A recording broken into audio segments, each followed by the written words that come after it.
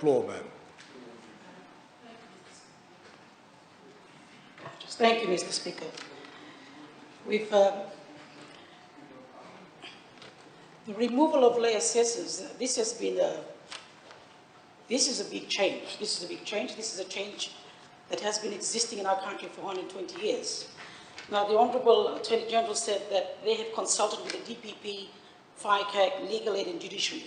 And I'm glad he has, because all those institutions are all government bodies. He has not consulted with the Fiji Law Society. If he did, it was in 27. He has not consulted with the wider public, who will one day come before this criminal system.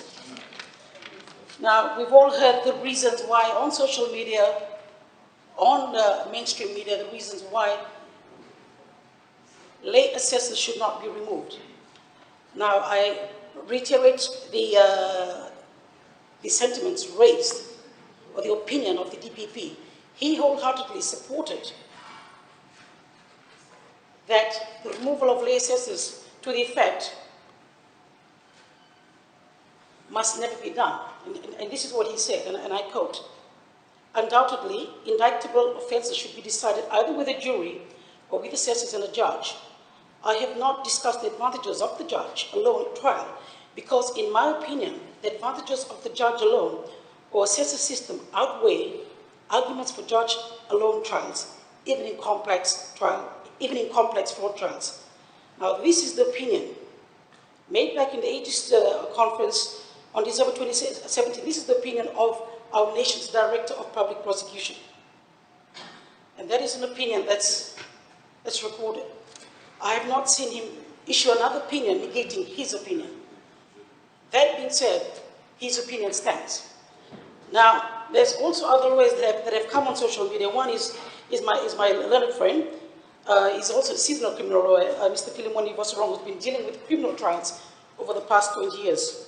And this is what he says, I quote, "Assessor trials in the High Court is essential. They are essential because they bring community wisdom, expectations, standards, and experience." Mr. Speaker, sir, I don't practice a lot of criminal cases in the High Court. But what I do know, that we have local judges and we have expert judges. And I believe there's only two local judges in the super bench. But I stand corrected. Now, the others are experts. The inclusion of the assessors, if anything, assists the expert judges. They assist because they know the local landscape. We must remember that when this bill is passed, if anything, any one of us, we have nothing to worry about. Not one of us have anything to worry about if you're a person of integrity, if you have not committed any corruption. Don't worry about it. If it comes, let it come. You defend. But one day, this very law that you're going to pass, just like Haman, the very law that you're going to pass, you will hammer it. And you will wish that you did not pass this bill today. You will wish that the assessors were there. You will wish that they knew your side of the story. Because your life, your livelihood, and your family stake is hanging on the balance of one judge. I've already mentioned that in Indonesia alone, in the anti-corruption specialized cases, judges who sat on those benches, they were indicted. One day will turn. I'm asking, please, government, consult. You need to consult. We are dealing, you are taking away the civil liberties of our people. It can be anyone's child, it can be anyone's spouse, it can be any one of us here today.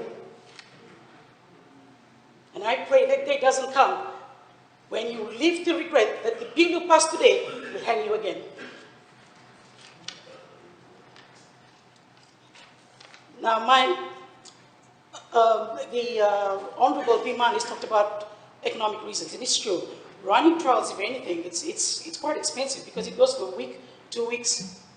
You pay the assessors, and you have judges running cases concurrently.